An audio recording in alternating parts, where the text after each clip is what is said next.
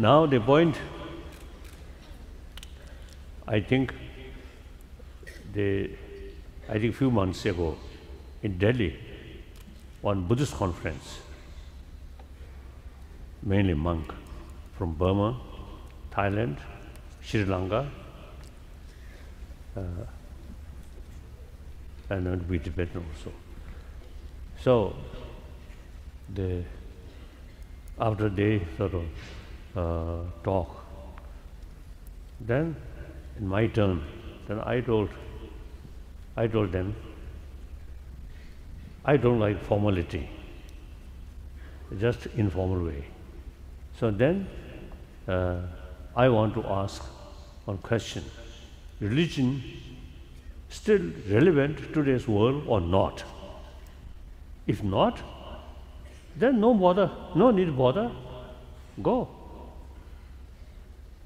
So that's big question. Now this question, the material life, material facility, wonderful, particularly northern world, America, and these developed country. Material facility, wonderful. But there is no guarantee. Those people who enjoy material sort of facility, peace, their mind, mental state, not peace. Too much stress, too much anxiety, and greed, and jealousy, and extreme sort of sense of competition. So, therefore, as I mentioned earlier, the existing education system very much oriented about material value, as I mentioned earlier. So now we have to pay more attention about our inner value. As I already mentioned, basic human nature is more compassionate. That's the basis of our hope. If basic human nature is more anger, then no hope. But basic human nature is more compassionate. And logically, we are a social animal. Even other animal, those social animal, emotionally, it's something which bring together. Because each individual's life or survival depend on the rest of the community. That's nature. So nature, Kasota, provide us, we also, you see, have this sort of Kasota, warm-heartedness, taking care of each other. So that's fundamental thing. Therefore, all major religious tradition, I usually say telling, all these major religious tradition is the human being's religion. Therefore, all major religious tradition carry the message of love. And in order to practice love effectively, also need tolerance, forgiveness. So all these major religious traditions teach us compassion and tolerance, forgiveness, self-discipline, contentment. So now, when I think materialistic sort of education, modern education start, at that time, I think religious group carry the responsibility about our moral ethics or compassion, these things. Now gradually, the religious influence sometimes a little bit sort of decline. So then separate developed the separate sort of education institution alone now should carry the both responsibility about brain development and responsibility of development of warm-heartedness. So therefore, the education field, I think we should include, as I mentioned earlier, simply hygiene of emotion. Very important. Then how to tackle our emotion. Not faith, reasoning. Now some, as I already mentioned, the scientists also now, they say. So therefore, in our education field, from kindergarten up to university level, I think the education about inner world, emotion, how to tackle emotion, as a part of academic subject, not a religious subject. I think that is very possible. Now in India, we already, you see, making effort and some program already. India, I think, of course, I respect all religions. Logically, I totally dedicated promotion of religious harmony. So therefore, I must respect all different religious traditions. I always say, I never state, I say Buddhism is best, I never state. Like medicine, one medicine, no matter how sort of powerful, how useful, we cannot say this is best medicine. Whether best or good or bad, judging the patient. Regarding one particular case, on patient, certain illness, including age and climate also, then accordingly, your case, this medicine is best. Similarly, over 1,000 years, among humanity, different mental disposition there. So, according different mental disposition, you see there is some idea, some religious tradition more effective, more suitable. Some may not.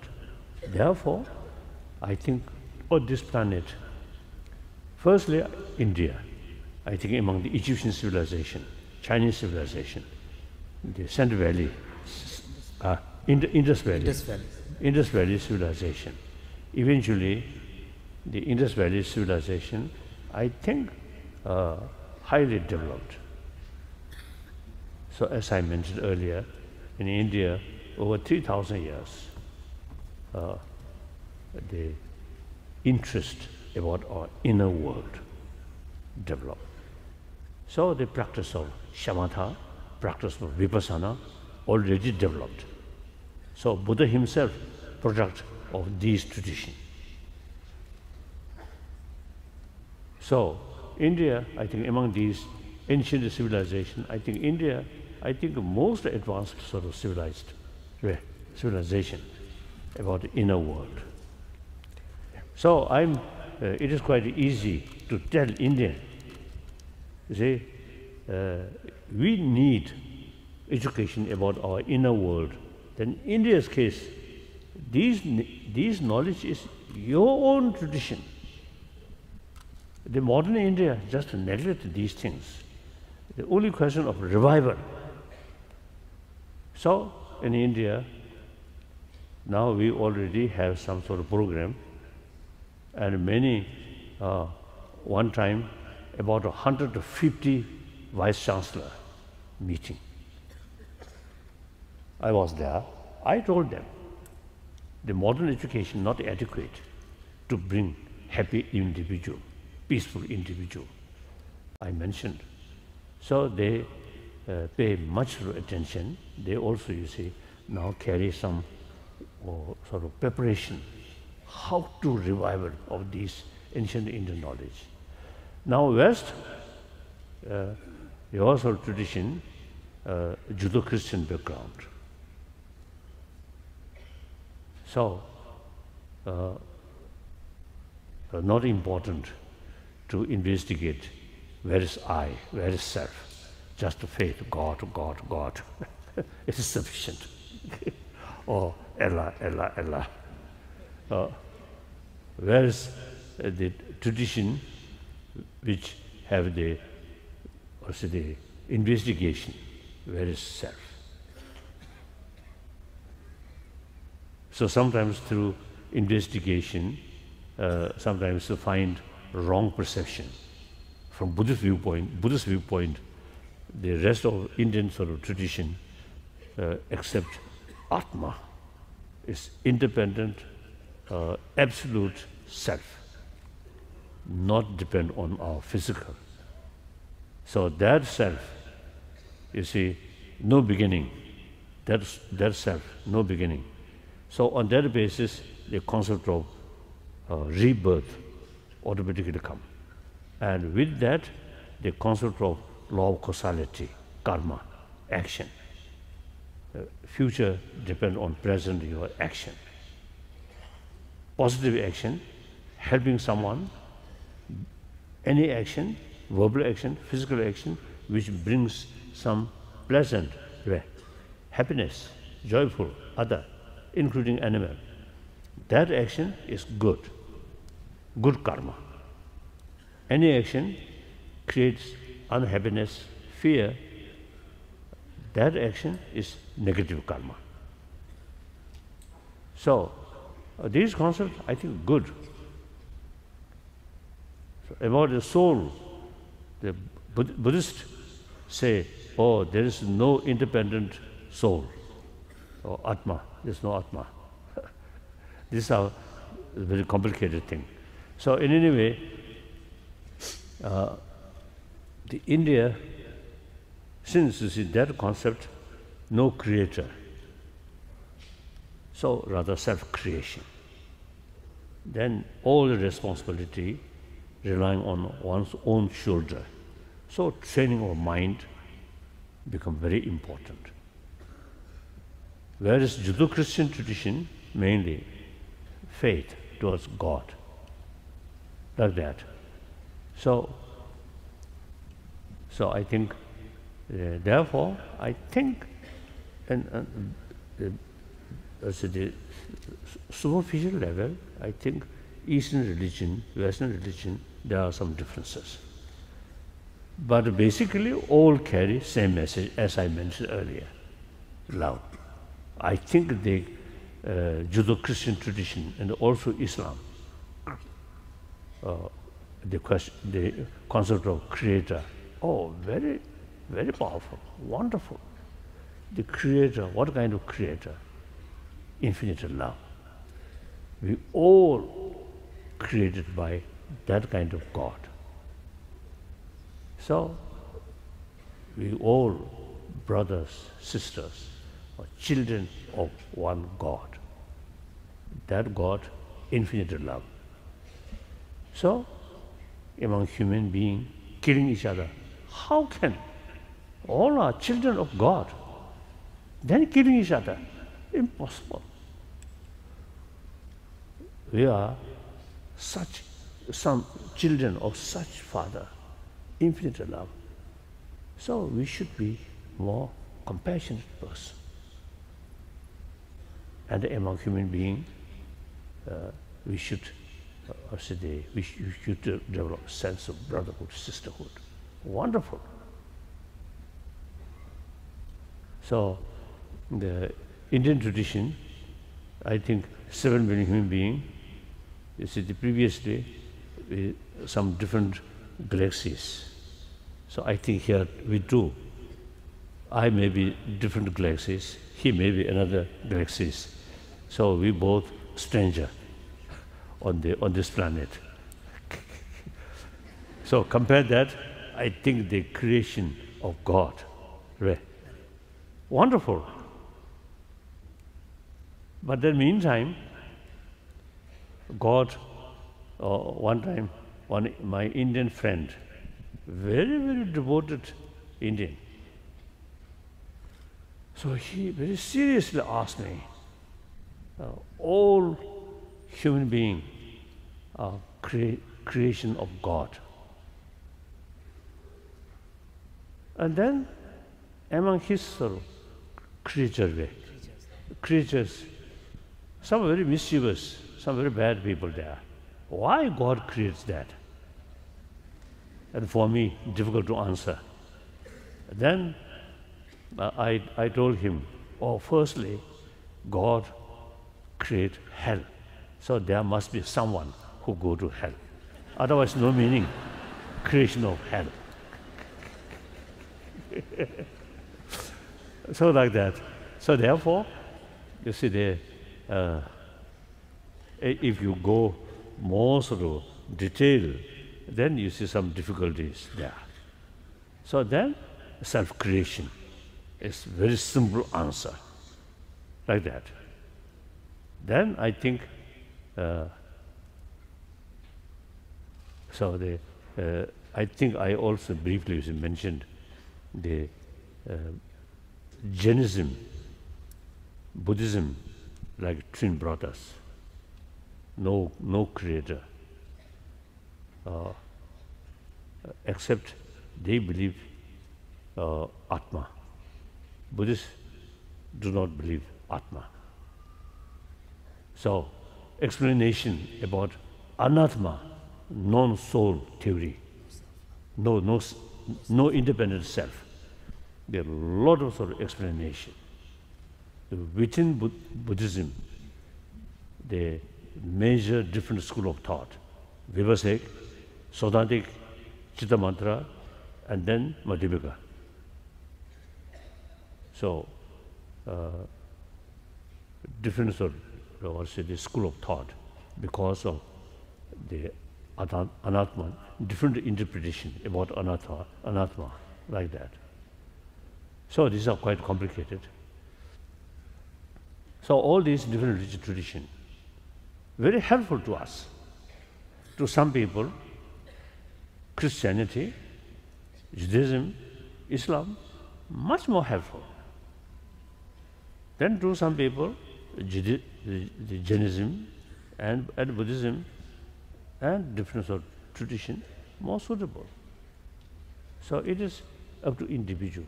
So the big question, whether religion still require or relevant today, then answer is yes, certainly. If whole world, which materially, as all the facilities there, then truly everyone happy, then no need religion. But I think 7 billion human beings, and including here, I think few thousand people, I think each of you, some problem, isn't it? So you see, and also you see, with this physical illness always there, the potential or ultimate seed of illness within this body. And then mentally, emotion. Emotion is so sophisticated. So even if it's some small event, it sometimes creates a lot of worry. More further investigate, then you may realize, oh, not so serious, like that. Much thing is related with our ignorant mind. So here, quantum physics, very useful, very important. Some my Chinese friend, now actually, I think next month, or after I think 2 months, we're going to have one sort of meeting with quantum physicists. So some, they already, you see, mentioned quantum physics, but something the easy about the attack and the bot shook us. Some boat and Yamba touch to attack and the bot or the shook us. Some of these Chinese quantum physicists has shared with His Holiness that those who are genuinely convinced by the facts of quantum physics, there seems to be, for those scientists, in some of them, less tendency to see things in absolute black and white terms. That's exactly Nagarjuna stated. Lada Yumo Namdole, Teda Trele, said. Jabadi, Denzing Trouble membership, Denzing Trouble Sudusung Yorba. So Teda Trele said, Chimi Jig Namdog, Jabali Chumaris. Marimare, Okasa, Lada Yumo Namdo said, Chimi Jig Namdoji. Chimi Jig Namdodi, Denzing Trouble Jones. I take it, Zimba, quantum physics, Shigdo, Pene, Eugene, you should do the parts as you should do. So this really resonates quite closely, an insight that comes from the 2nd century Buddhist master Nagarjuna, who talked about how if you examine carefully the way in which very strong emotions arise in us, these emotions are often rooted in some kind of mental projections that we have about the reality that we experience. And these projections themselves are rooted in some kind of grasping at objective reality of things being out there. So similarly, in quantum physics, when you delve deeply into the understanding and insights of quantum physics, you get to a point where you cannot really point to anything that is being objectively real. So you can only take into account the perceiver's point of view, and the idea of objective external reality becomes untenable. So there's a very similar kind of insights coming from the two sides. And Saushulan Tiorana, the judge that the Musum, number told John Sums, Lungutuji, that is good to GD, took them to change the law, or Temple in the juniors, took them to change the law, number talk by lay, any Chata Gibbs, Shadow.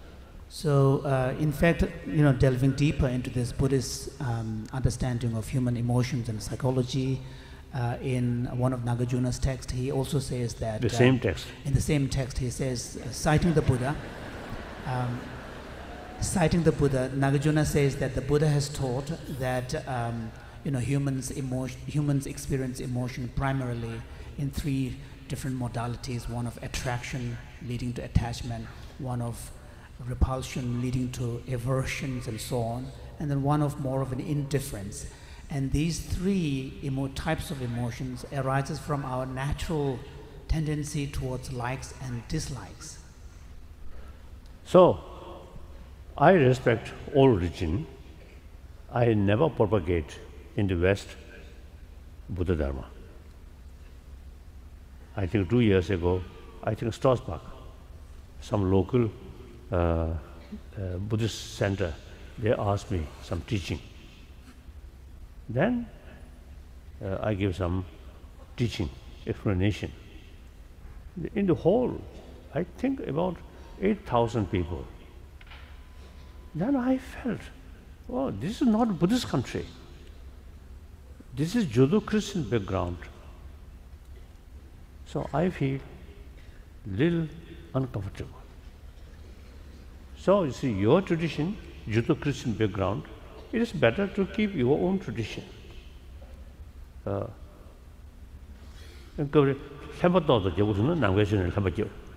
Sometimes if you do need to patch up a little bit, then you can take bits and pieces from the Buddhist tradition. So therefore, I respect all religion, but as far as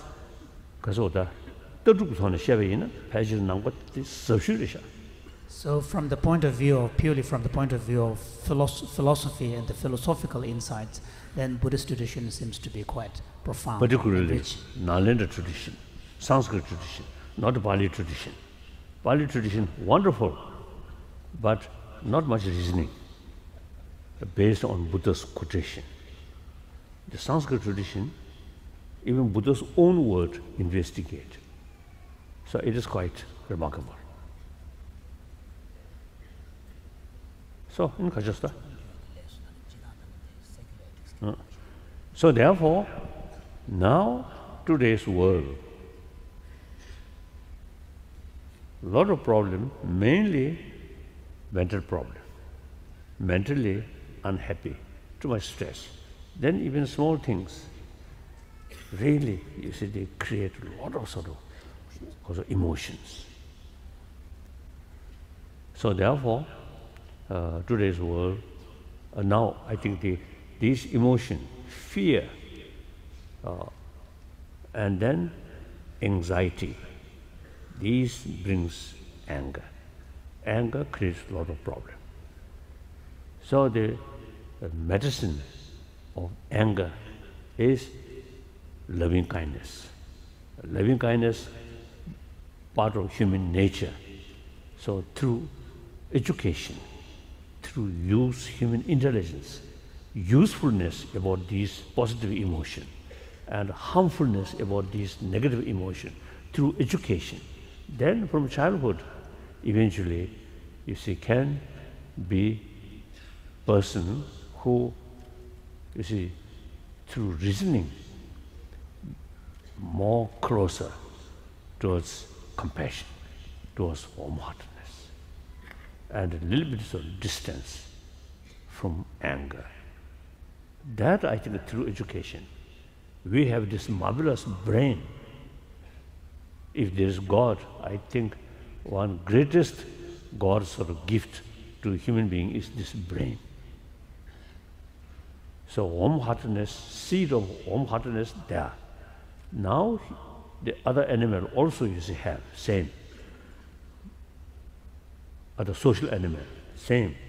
But this human brain, human intelligence is something unique. Now this intelligence use for further strengthening our warm-heartedness through education, not through prayer, but through education. I believe that can be done as a secular way. I must explain the meaning of secular. In the West, some of my friends, they say secular means disrespect religion, distance from religion. But according to the Indian tradition, secular means respect all religions and also respect non-believer. That's wonderful. So according to Indian sort of,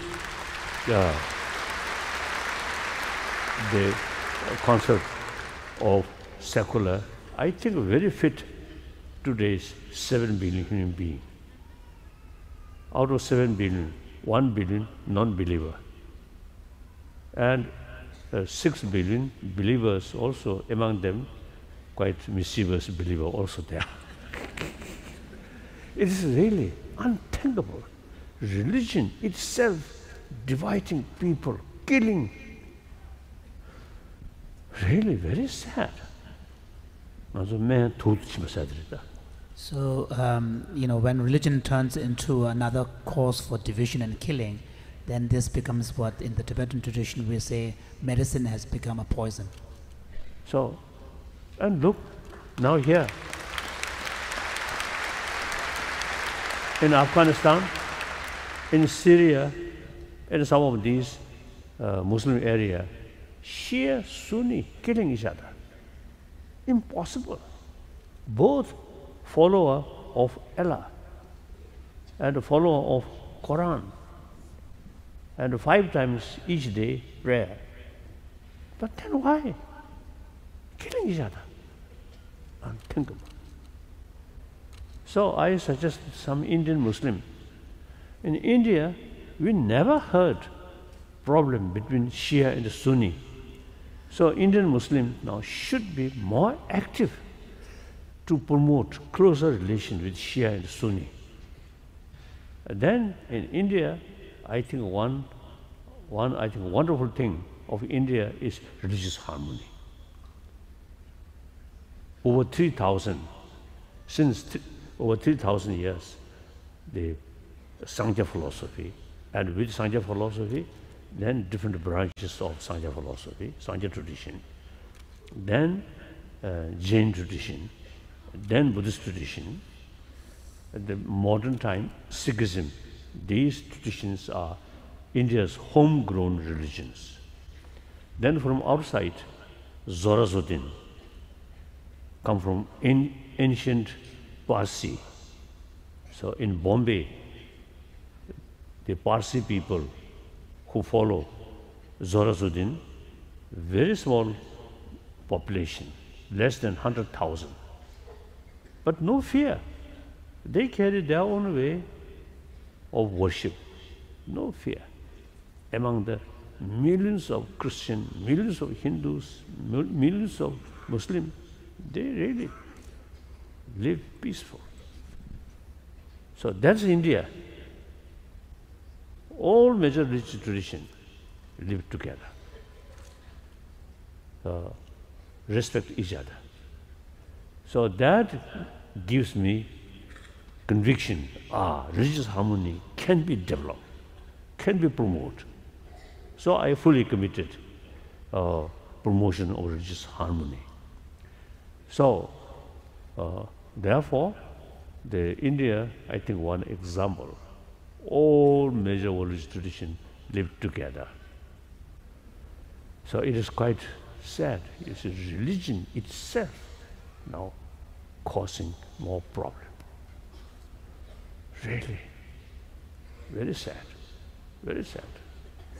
So then now in Burma, Buddhist country, a wonderful Buddhist country, but those Muslims suffer a lot.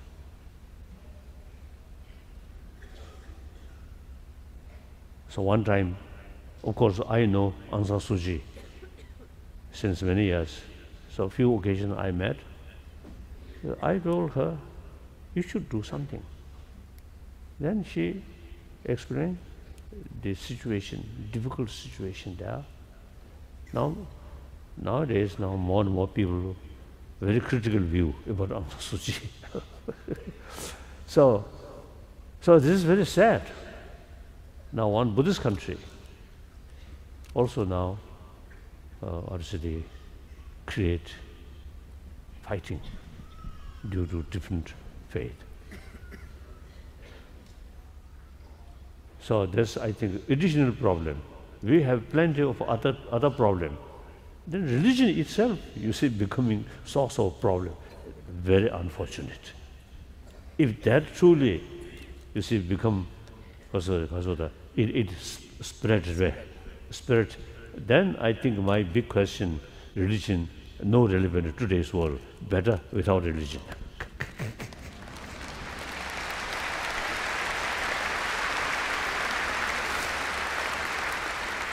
So now,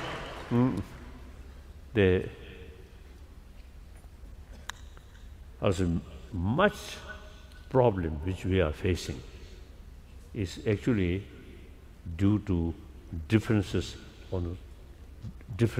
including nationality and color, and also was a religion. So since many problems, you see, happen due to these differences, so then we have to think more fundamental level.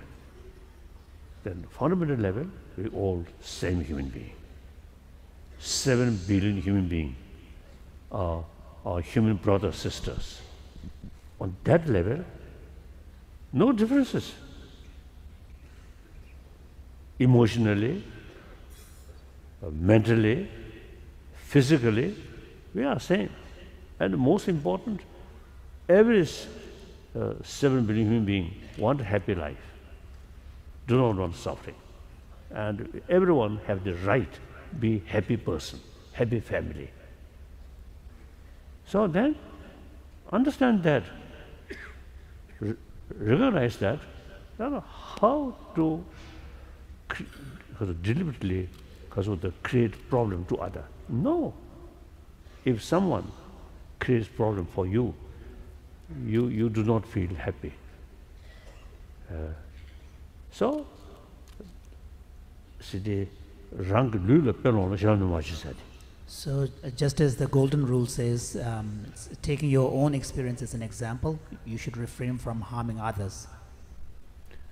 So, I think very important to realize oneness of 7 billion human beings. That we can promote.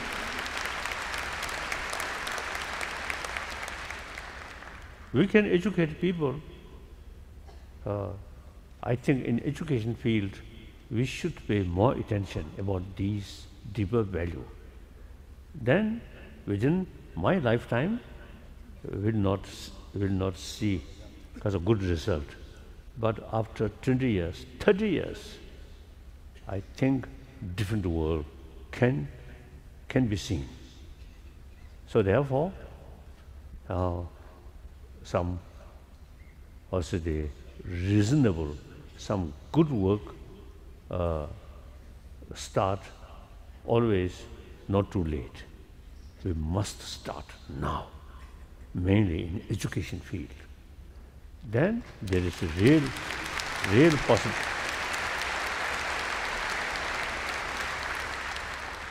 possibility of this 21st century can be century of peace, century of compassion. It's possible. Then our first sort of task, try to demilitarize this world. Firstly, free nuclear weapon, then offensive weapon, then gradually all weapon, I think, should should eliminate. Then our weapon which give us from birth is this one. If necessary, fight. No, not much danger, isn't it? When I was young, with my elder brother, sometimes I fight. So at that time, my weapon is my nail.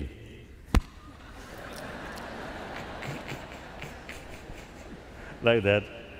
So I think this human intelligence and also the reality, global warming become very serious, and human population increasing.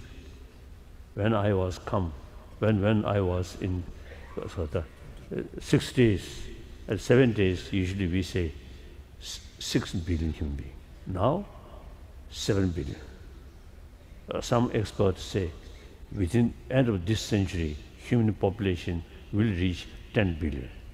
The nature resource now showing limitation. So unless we act according to reality, I think humanity will face a lot of problems. So now, with sense of responsibility here, well-being of 7 billion human beings, then use human intelligence. That way, I think there is real hope. Otherwise, I think this century also will be miserable century. Really.